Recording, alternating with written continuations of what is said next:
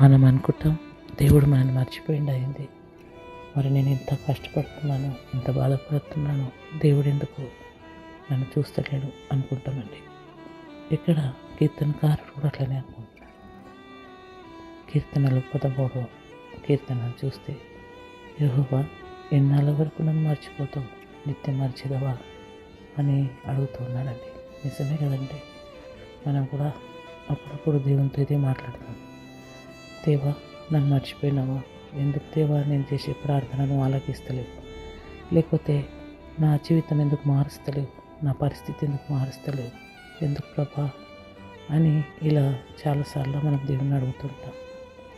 ఎంతకాలము విముఖుడై ఉంటావు, ఎంతకాలం నాకు దూరంగా ఉంటావు ప్రభా అని చెప్పి చాలాసార్లు దేవునితో మాట్లాడుతుంటాం. ఎంతవరకు నా మనసులో నేను చింతపడుతున్నాను, ఎంతవరకు నా హృదయంలో పగలంతా దుఃఖాకాంతుడై ఉంటున్నాను. నేను ఎలా మాట్లాడుతున్నాడు చూడండి. ఎంతవరకు నేను నా మనసులో నేను చింతపడాలా. చాలా విషయాల్లో మనం చింతిస్తుంటాము.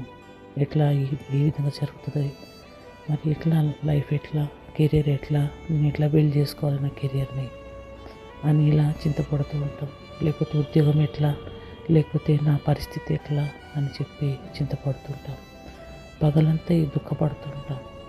అయితే దేవుడి రోజు మనతోనే మాట్లాడుతూ ఉన్నారేమో. చూడండి, ఎంత దుఃఖంతో ఉన్నామో నాకు తెలియదు, కానీ మీ దుఃఖాన్ని కూడా దేవుడు సంతోషంగా మార్చగల శక్తిమంతుడండి ఆయన. ఎంతవరకు నా శత్రువులు నా మీద నన్ను హెచ్చించుకుందరు, ఎంతవరకు ప్రభా అని ఈరోజు నువ్వు ప్రశ్నలతో ఉండొచ్చు.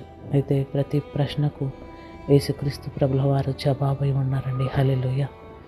యెహోవా దేవా నా మీద దృష్టించి నాకు ఉత్తరమేమో ఇదే మాట్లాడుతుండొచ్చు. దేవా దయచేసి నా మీద దృష్టించి నాతో మాట్లాడు ప్రభా అని ప్రార్థిస్తుంటే ఈ మాటలు నీతోనే మాట్లాడుతున్నారు దేవుడు. చూడండి, దేవుడు ఏ విషయాన్నైనా, ఏ పరిస్థితి అయినా మార్చే శక్తి దేవునికి మాత్రమే ఉందండి. దేవుడు మర్చిపోయే దేవుడు కాదండి. నువ్వు అనుకుంటున్నావు మర్చిపోయిందేమో దేవుడు, అందుకే నాకు ఈ పరిస్థితి ఉంది, ఇలా ఉంది నా పరిస్థితి అనుకుంటున్నావు. కానీ దేవుడు మర్చిపోడండి. నీ ప్రతి ప్రార్థనకి ఉత్తరం ఇచ్చే దేవుడు, ప్రతి ప్రార్థనను ఆలకించే దేవుడు, ప్రతి పరిస్థితిని సరిచేసే దేవుడు, ప్రతి స్థితిని మార్చే దేవుడు. నీ కెరీర్ కోసం బాధపడుతున్నావు, నీకున్న పరిస్థితి కొరకు బాధపడుతున్నావు, ఈరోజు దేవుడు నీ ప్రతి పరిస్థితిని మార్చబోతున్నాడు. నీ స్థితిగతినంతా మార్చబోతున్నాడు.